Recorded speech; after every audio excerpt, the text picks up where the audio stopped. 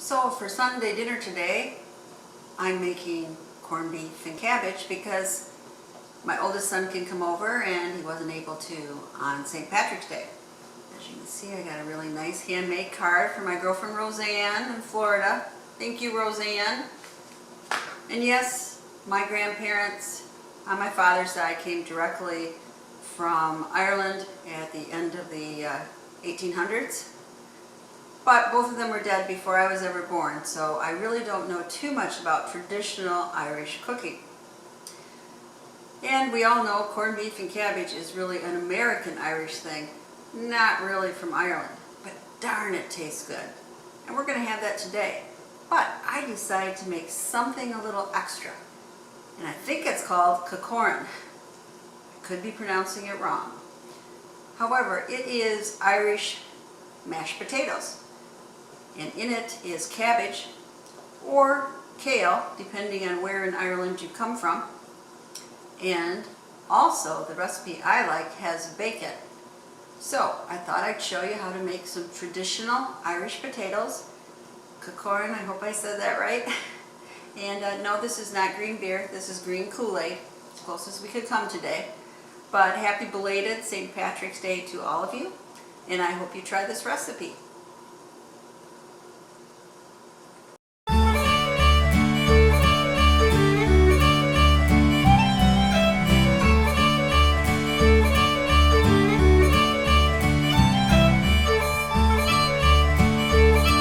So here's our ingredients.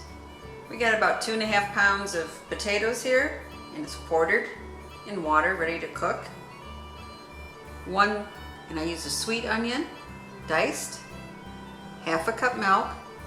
We're only going to use 4 slices of that bacon, and about 1/2 cabbage, again diced up. And then we're going to need 1/4 cup of melted butter. And that's all you need to make it. Oh, of course, seasoning, salt and pepper. Cook your 4 slices of bacon like you usually do to get them crispy. I've sliced the slices in half, and so it looks like a little bit more in the pan, but it is only 4 slices. And we'll be back when it's done. So here's the bacon. Doesn't it look good? Really smells good too. I wish I would have cooked up an additional slice because I would like to nibble on it. But I didn't. I'm good. I'm letting it cool, and then we'll crumble it. Now cook your potatoes like you usually would until they're done. 20-25 minutes or so. You want to keep your bacon grease because this is what you're doing with it. You're cooking your onions and your cabbage. So I'm going to turn down the heat just a little, put a cover on it, and come back in 10 minutes and check on it. Okay, now we like it really a little crispy almost. Other people don't, so cook it as long as you like it. But this is done now. I'm going to take it off the heat and reserve it for when the potatoes are done. Be back soon.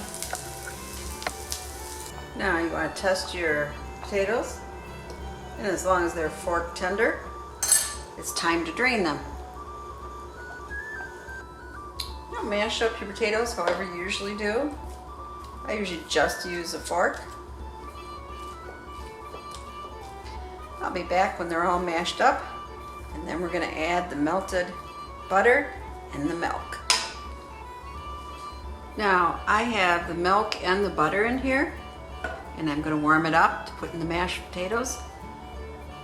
Traditional is that you make the dish, put a hole in the middle, and you pour the melted butter in it. I like it better when it's all whipped up together. Now we're simply going to add the melted milk and butter.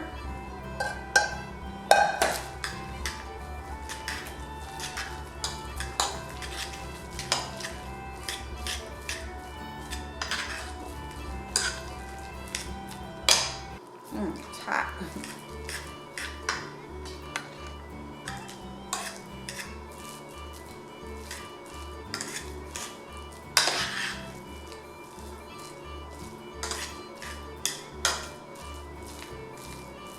Okay, we got it now mashed up and mixed up really well. Then we add the onions and the cabbage and the bacon.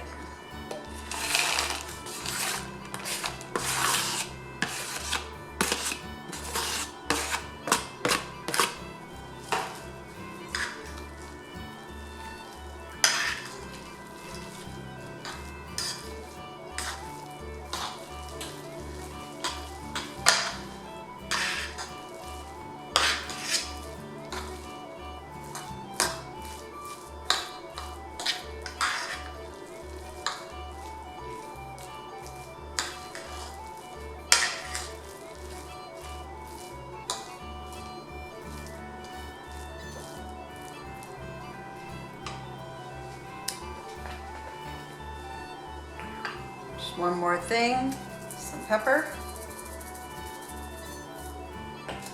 and some salt.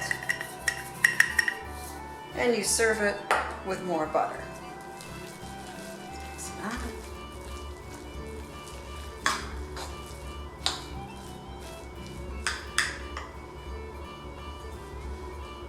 Okay, now for the taste test. This is really good. You've got to try it.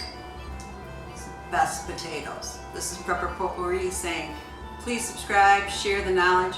Hope you had a great St. Patrick's Day and hope you try this recipe. Thumbs up if you like this video. Thank you.